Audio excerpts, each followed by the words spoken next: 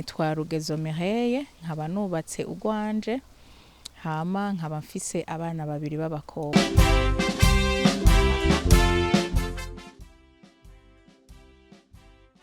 Ego Fondation Buntu ndayizi cane kuva igitangura kuko ndi mu banyeshuri ba mbere Fondation Buntu yigishije. Jewe nagiriwe amahirwe Fondation Buntu iranyigisha mu mahanga. Mpejeje kwiga amashuri yisumbuye nabaye mu bana ba mbere Fondation Buntu yarungitse kwiga mu gihugu c'Ubuhindi. Jewe rero ngirirwa ubuntu muri abo nari mu babarongoye muri abo bagiye kwiga mu gihugu c'Ubuhindi. Hama nkaba ubwa mbere twagiye turi batanu, mu nyuma haza haragenda n'abandi hiyongerako n'abandi mu Buhindi. Nkaba nari nagize mu gisata bijanye na communication, journalist and advertising management. Ni ibintu bijanye no kungera umuntu yoteza imbere mwuga wo kumenyesha amakuru, mugabo bigize kugira marketing yavyo ibintu mbega umuntu yoba yakoze gute yobivyaza umusaruro.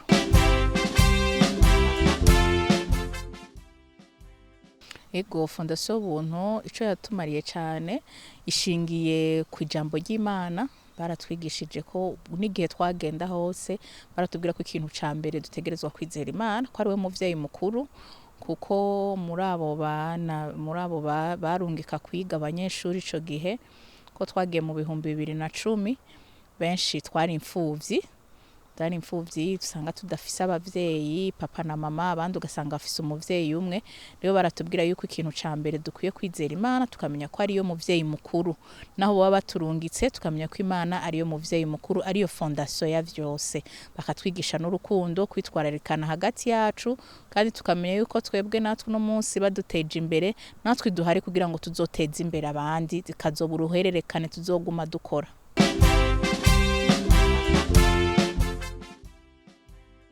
Ikintu ntazigera nibagira ca mbere mu buzima noco ikintu ca mbere co kwizera Imana, kuko ni fondation ishingiye ku ijambo ry'Imana. Bakabwira abantu, bakatubwira ivy'agakiza, ivya Yesu, kandi ivyo vyaradufashije kuko iyo umuntu ari mu mahanga uragira irungu, nta bantu biwanyu ubona abantu mudasangiye imico, ariko iyo weyegereje Imana biragufasha. Ikindi gikurikira birakurinda ntuje mu ngeso mbi. Hariho abana baja hanze bakaja kunywa imogi ugasanga batashe barabaye nabi, ariko iyo ushize Imana imbere ko ariyo bari batubwiye ko umuntu ashira imbere, ni ukuvuga ngo vyaraduha tukama igihe cose twatashe turabakobwa, ko twari twagiye turabakobwa bafise indero biyubashe, dutaha ata ntahembi ituriko. Rero ico nico kintu ca mbere n'indero rupfasoni. Baratubwiye ko twobandanya tukigenga ubuntu, kuko ubuntu haba harimwo indero rupfasoni. Umuntu w'umunyabuntu aba afise indero rupfasoni twigishije mu migenzo y'ikirundi, n'ico ijambo ry'Imana ritubwira, hama n'impanuro nyene abo bavyeyi ba Fondation Buntu babandanya baduha ku musi ku musi.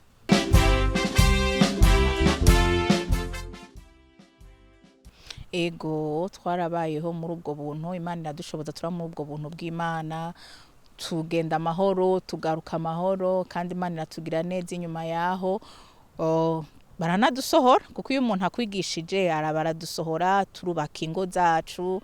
Natwe ubu n'umusi turatunze imiryango, tukabandanya turerera imiryango yacu n'abana bacu muri ubwo buntu, gukora ubuntu. Tukababwira ati aha tugeze uno munsi nuko hariho abakoze bagize ico bakora ku bwacu kugira ngo dushobore gutera imbere.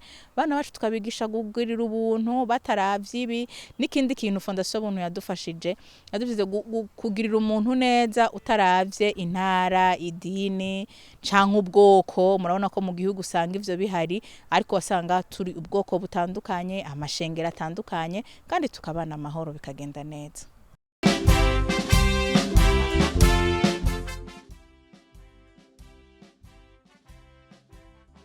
Ishusho vyampaye ishusho yuko abarundi barakunda kuvuga ngo nta Imana itovana umuntu, nta naho itomushikana, kuko muri ubwo buzima twari tubayemwo turi imfuvyi. Kuko abantu benshi umuntu aba afise umuvyeyi cane cane w'umupapa, bafise ivyizigiro ko papa agushoboreye vyose, ashobora kukwambika, ashobora kukurihira amashuri meza, ashobora kukujana naho iburaya ukurira indege.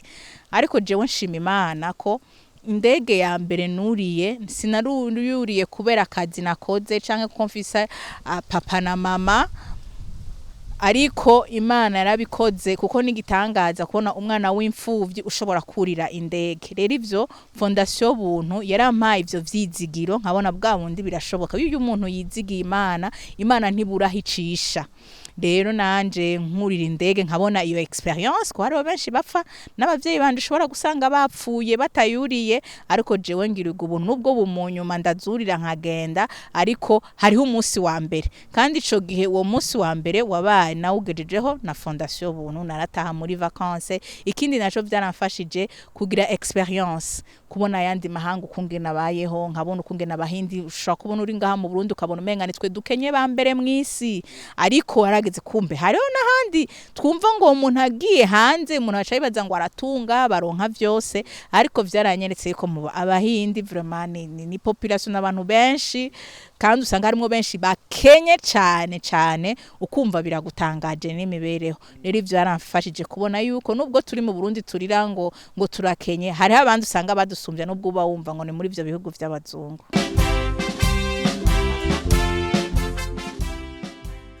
Rero ico nihaye nubu nubwo ntoba ndaronka inzu nini cyane no twubakanye, twaravuze yuko umwana wese azoba akeneye kwiga.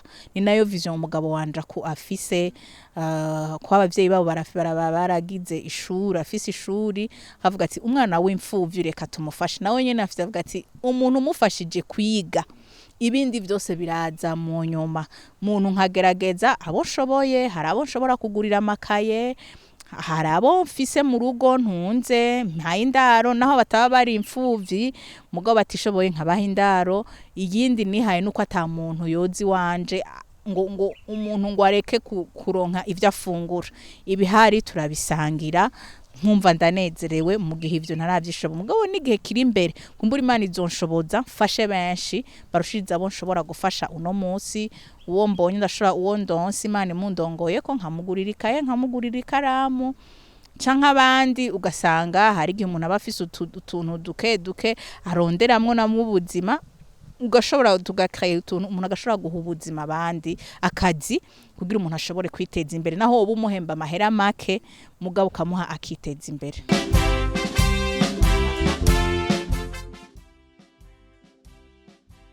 Ico nobaha nk'impanuro, ijambo ry'Imana ravuga ngo gutanga kuzana umugisha kuruta guhabwa. Rero hari n'ikindi batwigishije abungere bacu baratubwira ati burya iyo Imana iguhaye canke iyo umuntu aguhaye araguha mu kiganza ugafumbata. Rero iyo ufumbase utarekuye agarutse ngo aguhasanze gifumbase arabura ahashira. Rero iyo ufumbaturiye ikiganza ugatanga vya bindi bigahera, ni naho n'Imana canke n'abantu, kuko Imana mu gukora ikoresha abantu bazanye bashobora kubona bagasanga hari biganza vyuguruye bakaronka aho bashira. Rero no batumirira burya hajya umuntu ntatanga kuko afise, mugabo hajya umutima wo gutanga umuntu arawukura, nasanga umutima wagutse. Gutanga bisaba kugira umutima wagutse. Ikindi cyane gutanga nukubanza kwiyumvirira ukaja mu kibanda c'uwo muntu, naho utoba ufise ico wo muhabasi ukanamusengera. Uko muri Fondation Buntu naho kuko ntibama bafise misi yose, naho batababura ico baha umuntu bafuma bagusengera bakavuga ati reka batsi dusenga Imana, kumbura Imana izocinzira handi. Uko hari gihe umuntu yama yibaza ngo Imana gutabagwa kwanje guca haanye, ariko ugasanga Imana yateguye gucisha inzira ahandi hantu. Rero bavuga ati si vyiza kwamuhanza amaso ahantu hamwe, hanga amaso Imana. Rero nobwira abantu kugira umutima wagutse, kubabara abandi, kandi umuntu akamenya yuko ico atanze atabataye ariko ababivye.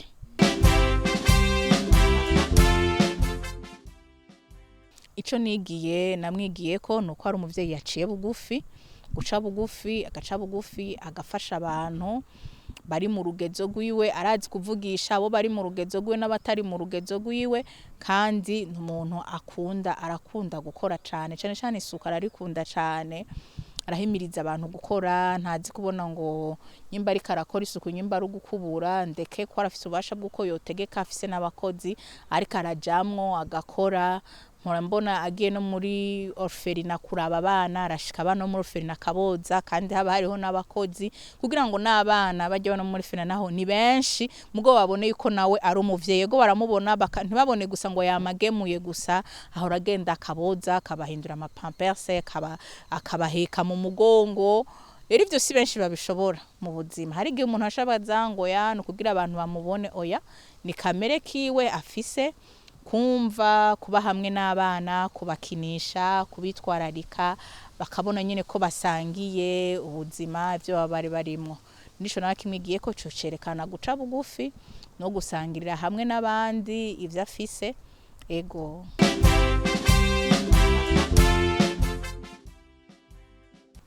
burangano mugira icambere no guca bugufi. Hajya guca bugufi benshi ntibiborohera, ego abantu bakazobashoboza guca bugufi no kumvira Imana.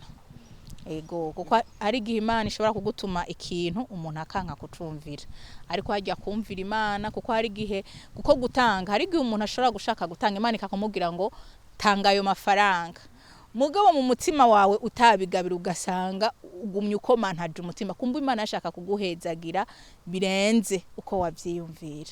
Rero uwo mutima wo gutanga namubonye ibintu afise vyinshi, kuko gutanga ntiyabitanguye ngo nuko yarari umutambukanye w'umukuru w'igihugu canke n'inyuma yaho amaze kumubura, hose yagumye abandanya mu vyo afise bikeya, ababishoboye uko mpwemu yaramurongoye aratanga.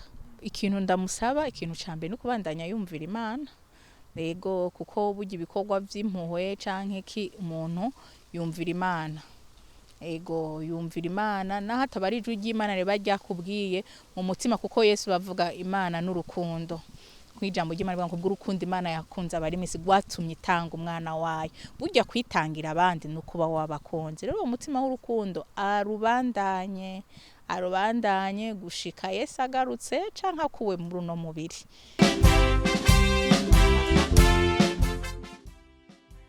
Ikintu no mubwirira kumushimira, umuntu hari igihe yovuga ngo ndamuha ibi canke ndamuha ibi, ukavuga ati byose arafise. Ico numva no kumushimira, no mushimira kugira ngo abandanye atera imbere, ateza imbere n'abandi, cane abakuza mu kubatera intege mu bibazo, kubaha ivyizigiro mu bibazo, kuko no musi arafise intahe ikomeye, nubwo atogira ico atanga kubw'intahe yiwe.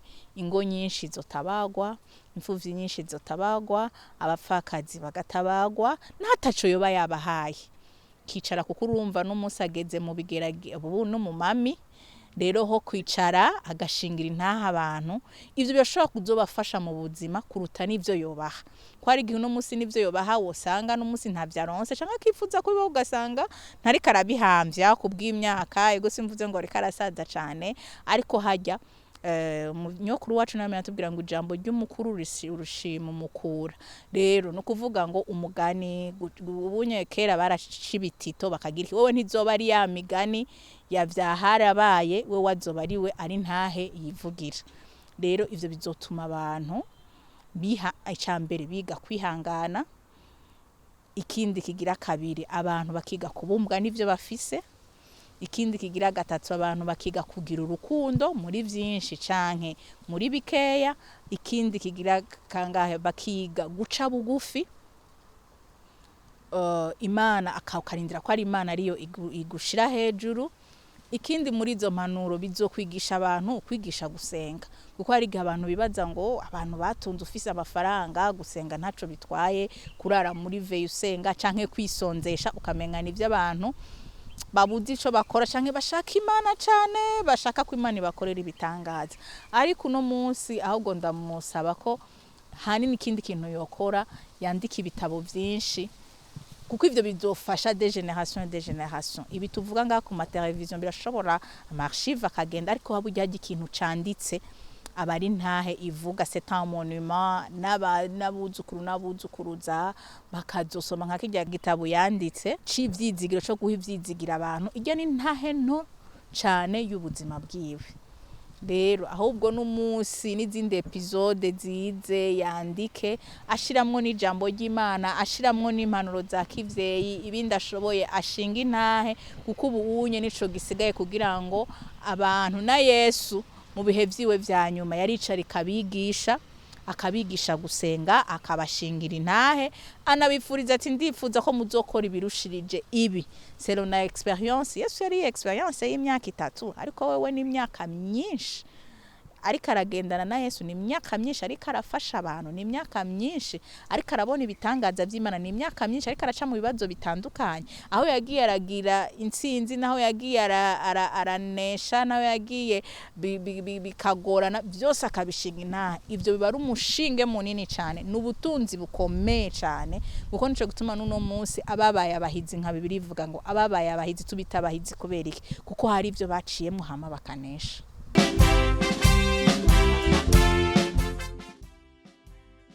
Jewe nahungukiye byinshi cyane. Ego. Fondation Buntu ndayikunda kubera cyane yitwararika cyane imfuvyi n'abapfakazi. Nico kintu yashize imbere, kandi ijambo ry'Imana ravuga naryo ngo idini nyakuri ni gitwararika imfuvyi n'abapfakazi. Rero uyu muntu ariko arafasha imfuvyi n'abapfakazi bikora cyane ku mutima w'Imana. Bisigura ko nabandi bafashije Imana itagukorera, ariko abo Imana irabakunda cyane kuko niwe data, niwe ari papa wabo abavugira. Rero iyo utanze, kandi Imana mu gukora ntizokoresha ibiti, ariko Imana mu gukora ikoresha abantu. Fondation Buntu irahari nk'icitegererezo, ariko n'uwundi wese aza akayitera impunga akabashigikira, nukuvuga ngo abakoze kuri wa mutima w'Imana. Cyo gutuma twosaba abantu benshi abafise arico batanga, ari amafaranga, ifise ibintu byinshi ikora, ari gufasha abajya abana bo muri orphelina, atari kubagaburira gusa, kurya no kunwa, amashuri, kwambara, kubiyumvirira kuri kazoza kabo, gufasha ishuri rifasha abantu kwiga imyuga, ko murabona yuko iki gihe ugwaruka gwinshi n'igihugu duhimirizanya n'icubahiro umukuru w'igihugu avuga ati reka dukora imyuga, barafise imyuga bakora, iyo myuga ko nizoza imbere igateza abantu bwabo bakiteza imbere. Ndazi ko ari n'abandi benshi afasha mu mihani wabo batarinze guca muri programme za Fondation Buntu. Hari abandi aho urafasha, abo yafashije, abo yarihiye ibitaro, ababandanya arihira ibitaro, abasengera Imana igakiza ingwara mu buryo butandukanye. Rero Fondation Buntu iriko irakora, Imana ibandanya yihezagira, baha umugisha. Turizera ko Imana igikorwa koko ni cayo, izobandanya iyo umugisha.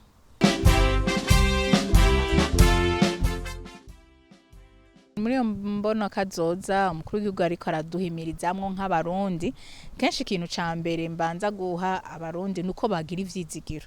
Hari abantu benshi usanga avuga ngo ico giyo myaka sinzoba ndayishikana, ugasanga n'umuntu akirije ugasanga ntari karabona mbega bizogenda gute. Ariko no kwiteza imbere, ikintu cose ugishizemo umwete kirashobora kuguteza imbere. Ica mbere nishaka, umuntu akamenya ngo mbega mfise ishaka, umuntu akamenya ngo iciyumviro cose mpawe kiba kivuye ku Mana. Buryo unonse iciyumviro, nawe oronka iciyumviro cyo kudandaza amabenye, kudandaza itomati. Je ndafise mabukwe ntiyari twabanye umwanya muto, mugo yari umuntu w'umudandaza, nta mashuri menshi yari yarize, ariko ndamushima Imana cyane kuko ni umuntu yabona akantu kose. Yambwira ngo mama hera, shaka kurondera amahera naho byo 50 nkora ibitumbura, cyo ndondera abana 2 canke 3 babitembereza aha anya, akaca marurira amafaranga aza kunguka ku munsi, akambwira ngo ubundosha ndonka, akemera agakora gafuru muhira. Ivyo biravuga ati uyu ntiyize amashuri, mugabo yarumve ko adashobora kubaho atari kararondera amahera. Ikindi kintu nigiyeko, mabukwe ntagihari ariko mama we waracariho, nukuvuga nyokuru w'umugabo wanje, nawe nyene ni umuntu ari aho hantu, arakuze afise imyaka 99, ariko yaravuga ati mama faranga naho nari namuha 10,000 canke 20,000. Akavuga ati umugabo wanje akaba bafise ahaba na bene baramurondereye ahaba, ubuzima twavuga ati arafise n'abakozi, akagira iki ntacabuze. Akavuga ati ndasavye mu mpamahera, ayo mahera tuyamuhaye, ico yakora niki, acagenda akagura gafarini, acakora amasambusha ajya y'ibiraya, akashabwira uwo muzamu twamuhaye, akacamubwira ati uzinduke mu gatondo ko yaba mu Kigobe zinduka mu gatondo uca ugenda hajya anye kwishuri ngaha anye mu Nyakabiga hajya muri primaire mu gatondo uja nayo masambusha bace bayakugurira bibi mu gatondo vya bihumbi 10 wabimuhaye wasanga afise ibihumbi 25 haragera igihe aho hantu kwibarabara ko hari umugenzi yari ahari yatubwira ati turabona n'umusabsence yabibi kuko mu nyuma yari mutsaragenda atubunya abana bose badodora bavuga ati bibi turashaka aduhe amasambusha abana bose muri quartier numva bimwe byo kurungika n'umukozi hanze ntivyabaho acaba abana bose muri quartier mu Kigoba ahantu yaba bose bashaka amasambusha yo kwa bibi yakoze muri amafaranga ibihumbi 10 bo wagiye ukamusororera iyo undi musarambira ati ndashaka inkoko ndamugurira inkoko imwe akirirwa ari icungira iyo nkoko yiwe akishikace civamwe amagi ayo magi akasha yadandaza muri quartier kandi menshi ko babona ko ari umunyokuru akavuga ati uyu munyokuru reka tumugurije rero ivyo vyanyeretse yuko nta kintu na kimwe kidashoboka ijya mbona kazoza yose dutegerezwa kwishobora ikindi kintu naco ndashima ko abarundi bugurutse bakumva yuko kera abarundi baraja gupagasima namba kubona n'umusugwaruka gwacu riko ruriyumvira kuja hanze gukora batagiye kugira bariko baringiye kurondera ubuzi ni vyiza cyane kuko bagiye nibo bazoza barazana amahera y'agaciro bakubaka amazu meza kuko niyo bagiye kuko ivyo bihugu vyo hanze ugiye ntibakwemera kugura ama parcelle yaho antwe umugambi wose ugana ubwo kuyumvira kubaka inzu nziza uyubaka mu gihugu ciwawe kuko ujya hagiye ugiye n'amahanga ari yose wogenda uguma uri kavantara kenshi namye ndabibiraba tuvuye no kwishuri navuga ati kweri kuba mu gihugu kitari ciwawe biragatsindwa kuko naho wogenda hanu ukahatungira ukagira ibintu n'ibintu utaha mu ndege ukaba ufise droit y'ibiro 40 gusa 40 vyonyene umuntu adashobora kurihira rero bisigura ngo ivyo ufise nivyo ufitiye iwanyu ego rero yambona kazi zatose turashobora kuyigira naje ubwanje n'umugabo wanje turagerageza tukagerageza rego umuntu hari gihe akora umugambi uyu ejo kanka ariko buri munsi twamatugira ati reka dukore naka tubonye kavanshije tugaha akazi abantu babiri canke batatu abo naho tuba tubakuriyemwo umunsi bagatera imbere.